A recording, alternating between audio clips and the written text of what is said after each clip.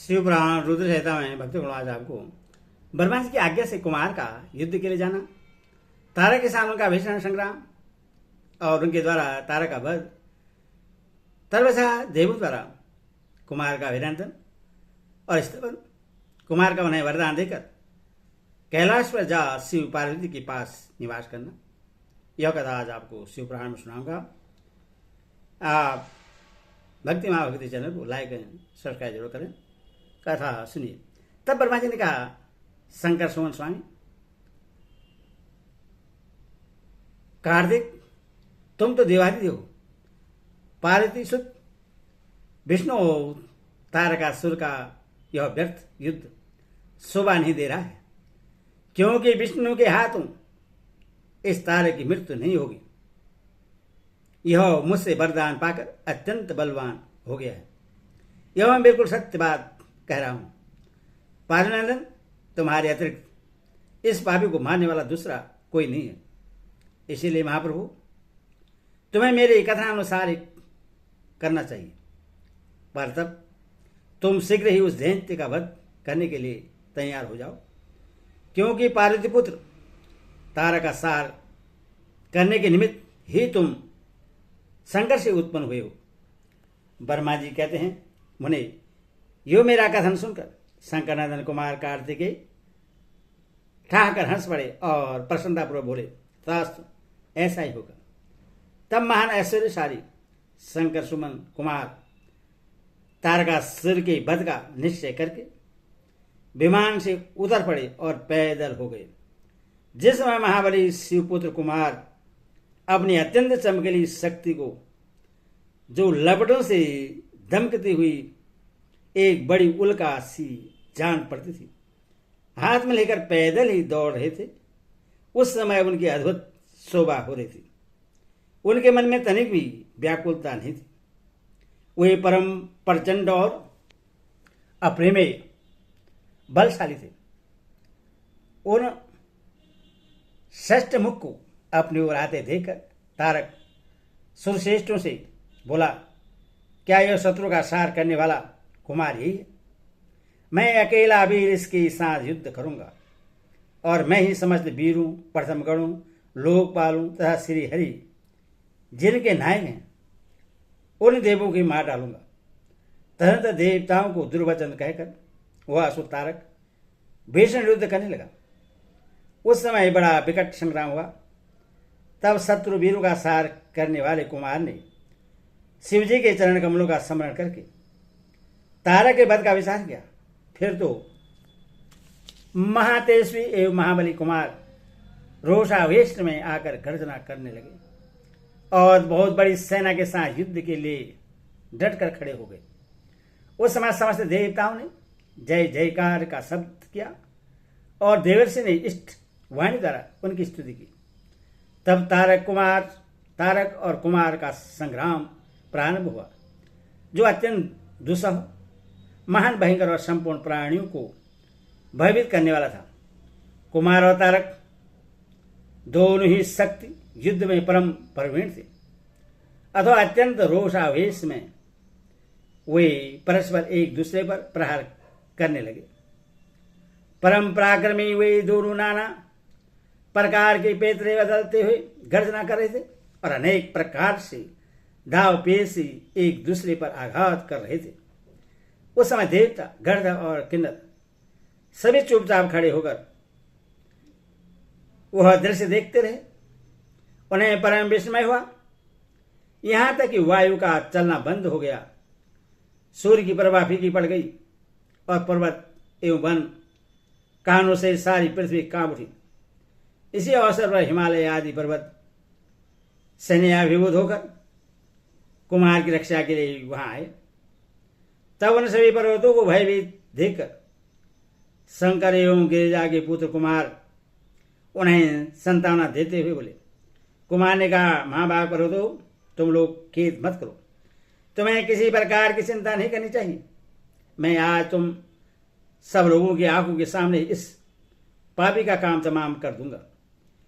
यह उन पर्वतों और देवगणों को ढाढ़स बधाकर कुमार ने गिरजा और शंभु को प्रणाम किया तथा अपनी कांतिमती शक्ति को हाथ में लिया। शंभुपुत्र कुमार महाबली तथा महान ऐश्वर्यशाली तो थे ही। जब उन्हें तारक का वध करने की इच्छा से शक्ति हाथ में लिए, उस समय उनकी अद्भुत शोभा हुई। तदंतर शंकर जी के तेज से संपन्न कुमार ने उस शक्ति से तारकासुर पर, जो समस्त लोगों को कष्ट देने वाला था, प्रहार किया। उस शक्ति के आघात से तारकासुर के सभी अंग छिन्न भिन्न हो गए और संपूर्ण असुर गणों का अधिपति वह महावीर सहसा धराशायी हो गया। मुने, सबके देखते देखते वहीं कुमार द्वारा मारे गए तारक के प्राण पखेरु उड़ गए। उस उत्कृष्ट वीर तारक को महासमर में प्राण रहित होकर गिरा हुआ देखकर बीरबल कुमार ने पुनः उस पर वार नहीं किया। उस महाबली दैत्यराज तारक के मारे जाने पर देवता ने बहुत से असुरों को मौत के घाट उतार दिया। उस युद्ध में कुछ असुरों ने भयभीत होकर हाथ जोड़ लिए, कुछ एक शरीर छिन्न भिन्न हो गए और हजारों दैत्य मृत्यु के अतिथि बन गए। कुछ शरारती दैत्य अंजलि बांधकर पाही पाही रक्षा कीजिए, रक्षा कीजिए यो पुकारते हुए कुमार के शरणापन्न हो गए। कुछ मार डाले गए और कुछ मैदान छोड़कर भाग गए। सहस्त्र दैत्य जीवन की आशा से भागकर पाताल में घुस गए। उन सब की आशाएं भग्न हो गई थी और मुख पर दीनता छाई हुई थी। मनुष्य इस प्रकार वह सारी दैत्य सेना विनष्ट हो गई। देवगणों के भय से कोई भी वहां ठहर न सका। उस दुरात्मा तारक के मारे जाने पर सभी लोग निष्कंटक हो गए और इंद्र आदि सभी देवता आनंदमग्न हुए। योग कुमार को विजयी देखकर एक साथ संपूर्ण देवताओं तथा त्रिलोकी के समस्त प्राणियों को महान आनंद प्राप्त हुआ। उसमें भगवान शंकर भी कार्तिकेय की विजय का समाचार पाकर प्रसन्नता से भर गए और पार्वती के साथ गणों से घिरे हुए वहां पधारे।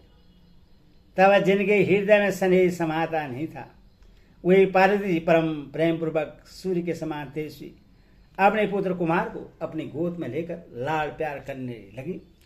उसी अवसर पर अपने पुत्रों से घिरे हुए हिमालय ने बंधु बांधवों तथा अनुयायियों के साथ आकर शंभु, पार्वती और गुह का स्तवन किया।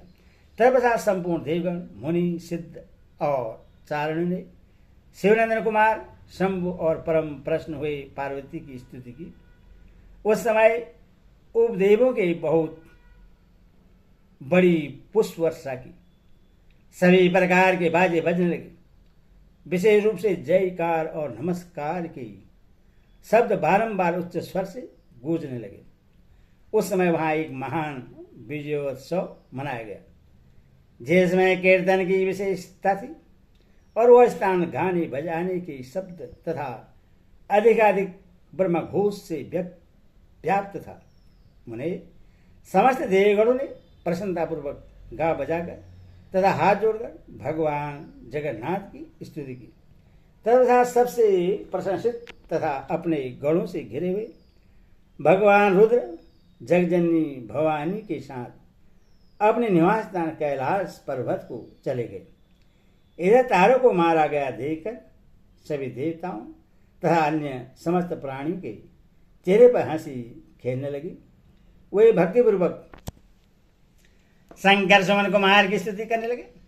देव, तुम दानव श्रेष्ठ तारा का हनन करने वाले हो, तुम्हें नमस्कार है। शंकर नंदन, तुम वाणासुर के प्राणों का अपहरण करने वाले तथा पल्लवासुर के विनाशक हो। तुम्हारा स्वरूप परम पवित्र है, तुम्हें हमारा अभिवादन है।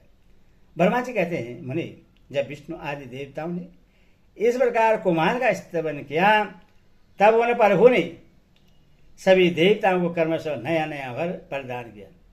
तब साहब पर्वतों को स्तुति करते देखकर वे शंकर तनय परम प्रसन्न हुए और उन्हें बल देते हुए बोले। स्कंद ने कहा, भूधरो, तुम सभी पर्वत तपस्वी के द्वारा पूजनीय तथा कर्मठ और ज्ञानियों की लिए सेवन्य होगे। ये जो मेरी मातामह नाना पर्वश्रेष्ठ हिमवान हैं, ये महाभाग आज से तपस्वी के लिए फलदाता होंगे।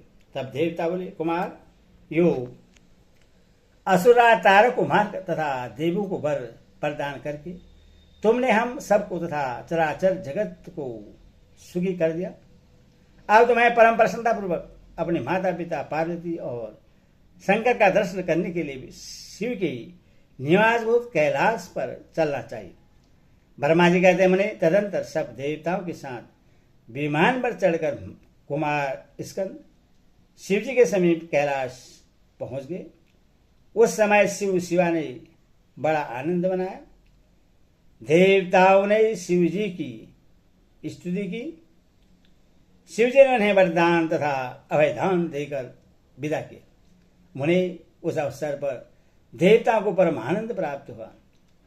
वे शिव पार्वती तथा शंकरनंदन कुमार के रमणीय यश का वखान करते हुए अपने अपने लोक को चले गए। इधर परमेश्वर शिव भी शिवा कुमार तथा गणों के साथ आनंद पूर्वक उस पर्वत पर निवास करने लगे। मुने, इस प्रकार जो शिव भक्ति से ओतप्रोत सुखदायक एवं दिव्य है, कुमार का वह सारा चरित्र मैंने तुमसे वर्णन कर दिया। अब और क्या सुनना चाहते हो? ओम नमः शिवाय।